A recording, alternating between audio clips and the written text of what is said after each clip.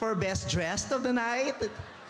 Special jury citation for Best Performance. Ganun ba yun? Okay. So, salamat po. Seriously, hindi ko talaga alam. Tagtatanga-tangahan ako. Ayoko naman magpasalamat, hindi ko naiintindihan yung award. Pero, Eto na po, babasahin. ayun, i-explain pa lang. Baka sa best hairstyle, best outfit. Ito na po, ito na po. The jury of the 50th MMFF Awards is... Very sweet, Seth. Congratulations. Well, Sadie Boy, you can see the difference right here on the stage. Actor and feeling artista. Hindi totoo, Robby. Huli kong balita, pumapangalawa ka kay Papa P. Oh my, he got offended. Sabi na, anong nangyari? I love you, Papa P. Now, our next award is a special jury citation. And to present this award, we have the lead star of Green Bones, Mr. Dennis Trillo. And one of the lead stars of Espantajo, our Grand Slam Queen, Miss Lorna Tolentino. Good evening. Magandang gabi at mabuhay ang pelikulang Pilipino. Miss Lorna, masaya kaming mapanood kang muli sa isang pelikula, lalo na for an MMFF movie. Paano ka po napao sa isang project na katulad ng Espantajo? Siyempre, bukod sa excited ako na maka-work ang aming direktor na si Direk Chito Ronyo. Siyempre, yung mga mahuhusay kong co-actors. At hopefully, sana magka-work din tayo sa isang project. Sana nga po. Sana nga po. And we have to... Best screenplay? Or sa other... Citation? Best screenplay. And And the special jury citation goes to...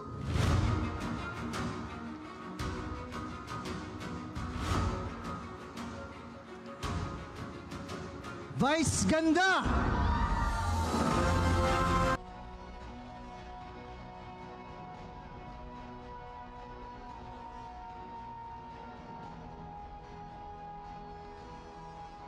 To present the award is Dr. Rowena Reyes.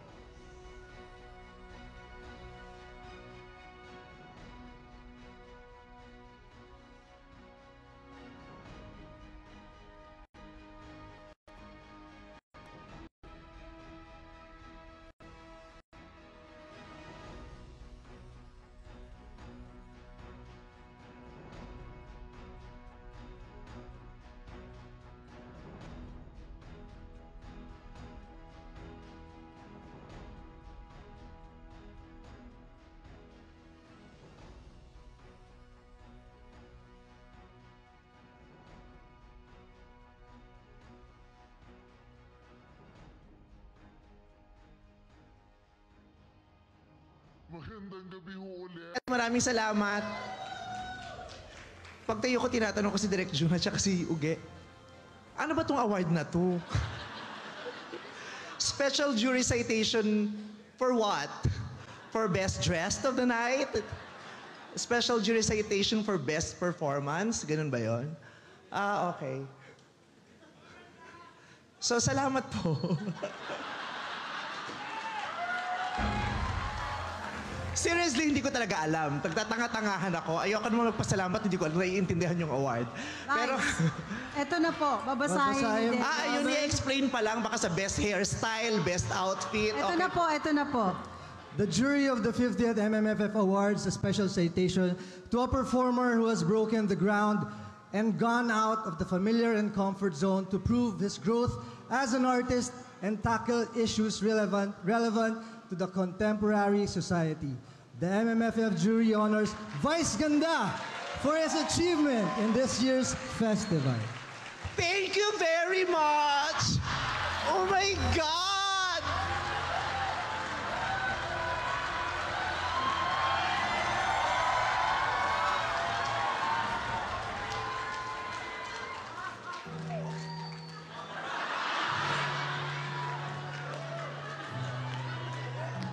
I have long been waiting for this. At last, finally, I am seen. Hindi joke yun. Hindi. Maraming salamat po sa pagkilala na yon. Thank you very much. Yeah, thank you so much. Tonight, I am seen. With this movie, with this project, I am finally seen. I have been participating at the Metro Manila Film Festival for years. This is the first time na meron akong award. Maraming salamat sa pagkakataon na ibinigay pa rin sa akin ng ABS-CBN. Sa mga panahon na hirap na yung kumpanyang kinabibilangan ko, pinipilit pa rin nilang gumawa ng magagandang proyekto, magagandang mga contents. At nagpapasalamat ako dahil sa mga pagkakataon na hindi na nila kayang gumawa ng maraming proyekto, maraming pelikula, maraming contents. Isa ako sa mga napipili nilang gumawa ng mga pelikulang ilalabas nila bawat taon. At maraming salamat kay Direk Jun Lana, binigyan mo ako ng ganitong istorya. Binigyan mo ako ng ganitong istorya na inaantay na rin ng marami. Binigyan mo ako ng ganitong pagkakataon na gumanap sa isang karakter na hindi lang magpapatawa, isang karakter na hindi lamang mang-aaliw sa mga manonood, kundi tutusok sa mga puso at kaluluwa ng makakakita nito. At makapagbibigay ng maraming realizations at maraming aral sa mga makakatunghay ng pelikulang ito. Maraming salamat sa paggabay mo at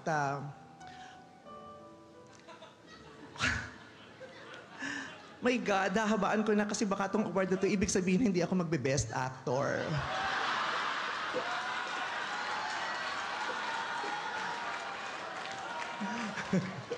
Baka ito yung award sa mga first runner-up.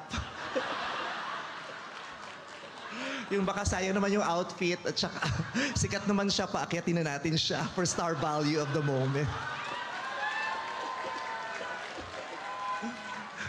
Pero special jury citation, maraming salamat sa pagkilala at sinishare ko to sa mga kapwa ko artista sa pelikulang to. I also share this to Eugene Domingo, who I strongly and absolutely believe also deserved to be at least nominated for the Best Supporting Actress. Gayon din si Gladys Reyes at si Maris Racal at ang nanay kong si Malu Santos, producer ko pala yun. Malu de Guzman. Si Malu Santos naging artista. Maraming salamat po talaga. Hindi ko alam kung anong sasabihin ko, pero gusto kong i-share to sa nanay ko. Nanay, may award tayo, mabigat na mabigat. Meron ka na namang i-display at pupunasan ito pagmamalaki sa mga kasama mo sa simbahan habang ipinagro-rosaryo niyo ako. At inaalay ito sa aking asawa na si Ayon Perez. Siya ang pinakamasaya dito. Maraming salamat at inaalay ko to sa lahat ng bahagi ng LGBTQIA+ community.